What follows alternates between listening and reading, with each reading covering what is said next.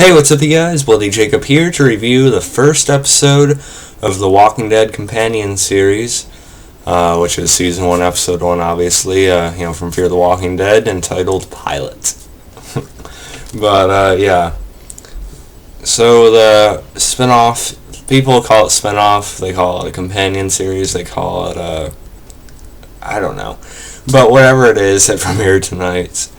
And, well, before I tell you exactly what I thought of the show, I'm going to reiterate some of my expectations that I talked about in some of my previous videos about the show.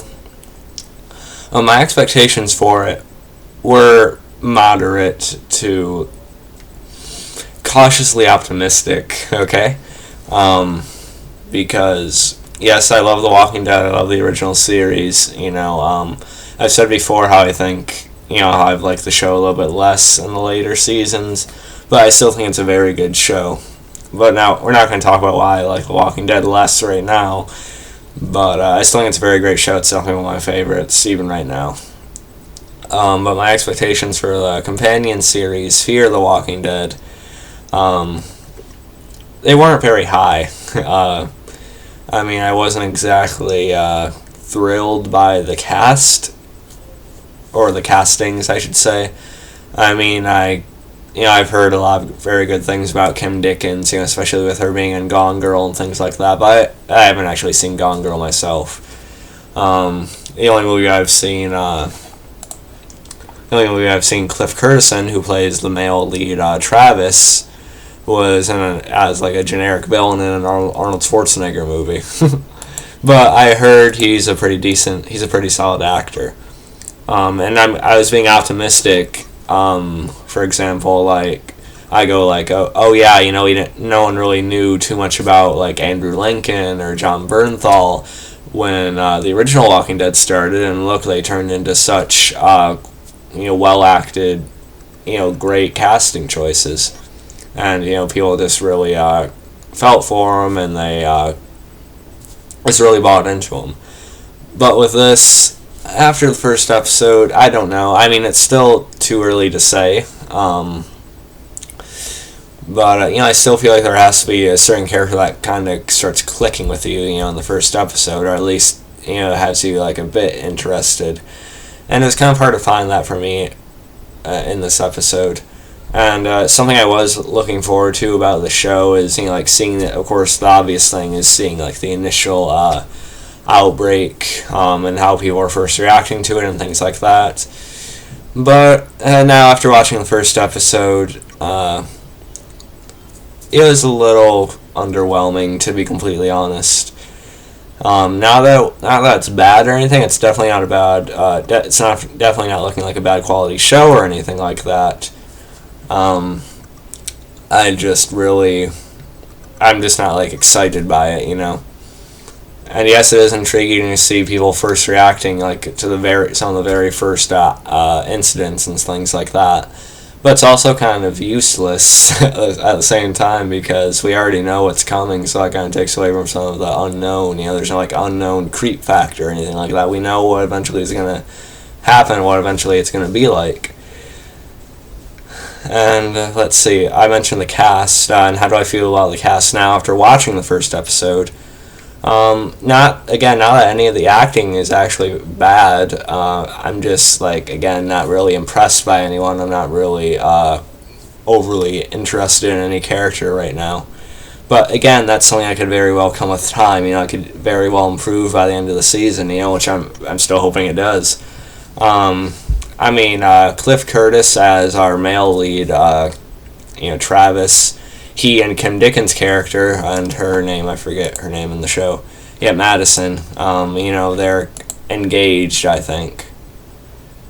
And, so they both have, separate kids, She's the mother of Alicia and Nick, Nick being Frank Delane's character, the one who, the druggie who wakes up in the church, that we've seen all the previews for, and, he gets hit by a car and things like that. So, Madison is his mother, and she's also the mother of Alicia. Alicia being played by Alicia Debnam-Carey, who is also in The 100, which is awesome. So I was kind of looking forward to seeing her on the show too, but we'll get to that in a second.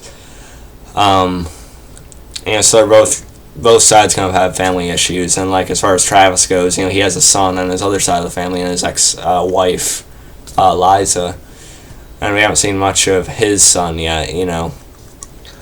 Like I actually forget what Travis's son's name actually is. Chris, maybe. Yeah. Okay. I was reading Wikipedia, but yeah.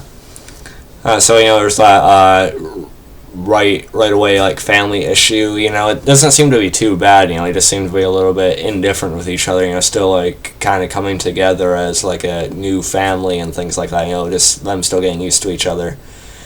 And at first it seems like Alicia and Nick have a pretty bad relationship. It seems like Alicia thinks pretty lowly of Nick and things like that, which, due to his reputation and his history, it's kind of obvious why she'd, start to kind of lose faith in him a little bit. But when he's being held in the hospital, probably one of the better scenes of the show, to me anyway, or of the episode, I should say, was just seeing them bonding when she was feeding him Jell-O. It seems like they could actually get along, so I'm kind of hoping that brother-sister dynamic sort of really kicks in as one of the better parts of the show. That's something I'm hoping for at this point. And, of course, Alicia has this boyfriend. I forget his name, though. But, they seem they seem to get along pretty well, but he goes missing when they're supposed to meet up somewhere. So I'm kind of wondering if within the first season somewhere, if she's going to, of course, run into him and he'll be turned into a walker or something like that. I see that happening most likely. And that could be a moment where she actually has to defend herself, or someone has to kill him in front of her or something like that. I don't know. We'll see. But also, Nick seems to, Madison and Travis send this guy, I think, his name is Kelvin, yeah, after Nick, to look for him. It turns out that Kelvin seems to be some kind of dealer or something like that, and he actually looks to be taking out Nick to kill him. He pulls out a gun, Nick actually defends himself, and he pulls the trigger, and he kills Kelvin, and that leads to probably the best part of the episode, which was the ending, but we'll get to that in a minute. And of course, Madison and Travis both work at a school, and so we get to see their disbelief. A kid telling Madison about it, these reports he found, and she just says, "Oh yeah, stop, get offline, stop being on the internet all the time," things like that. And so I kind of like the different setting. It's kind of working so far, I guess, and I kind of like the tone they had for the. I did like the tone they had for the episode, especially when they're driving on the highway and it got stopped, and also the scenes of them watching the footage in the news and things like that of the guy getting shot and still standing up and attacking everyone. So, yeah. So, the initial outbreak thing seems like it'll still be the best part of the show, but we'll probably see more of that this season. We haven't seen Daniel, the Salazar family yet, but I imagine that'll come within the next couple episodes. So we still haven't been introduced to all of our main cast yet. Let's see. I'm just thinking around, think of anything else I wanted to specifically mention. Madison did bug me a little bit in this episode just because of just these lines, some of the dialogue that you hear, it's just kind of, the authorities wouldn't lie to us, or the authorities would tell us, and things like that. And, how finally she seems to think of Travis, but when Travis actually starts to believe what Nick was saying he's seen a little bit, she says, "I don't care what he says," I don't know, just some of the dialogue just seems like to be written conveniently for that particular scene, how they want that character to act at that particular time for the plot, but I don't know. But like I said, I do overall like the tone to the show. It has like a tense atmosphere to it. It's not very palpable yet or anything like that, but it's definitely present. I will say another little critique I have in the first episode is that like people were saying, like everyone was saying, this has a very different feel compared to the regular series, the original series, and that's true. But for the best, is it for the best? Not yet. the tone feels, yes, it's different, but feels a little bit more like your typical zombie movie. And I'm a big horror fan. If you guys couldn't tell, like right there, I think it's right there, right? But yeah, I'm a big horror fan, so I don't necessarily mind zombie movie feel. I love my fair share of zombie movies. I can enjoy them. But I always saw The Walking Dead as like pretty far above that. They have that tone of a zombie story, but then they take it above and beyond. But we don't need to talk about that right now.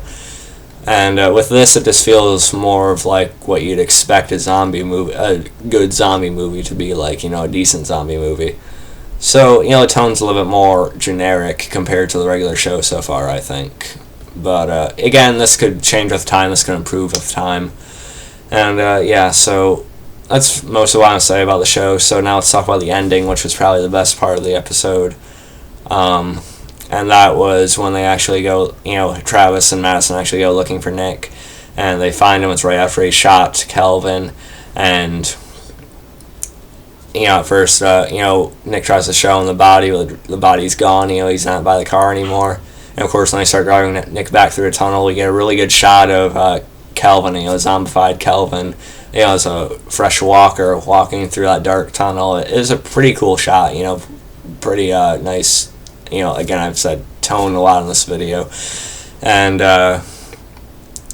first Madison and Travis go out to check on him, and Madison actually almost gets bit, but Travis is able to stop it, and, and Nick actually runs the walker over a few times. Of course, he gets up, and he just keeps on moving, and so they're just...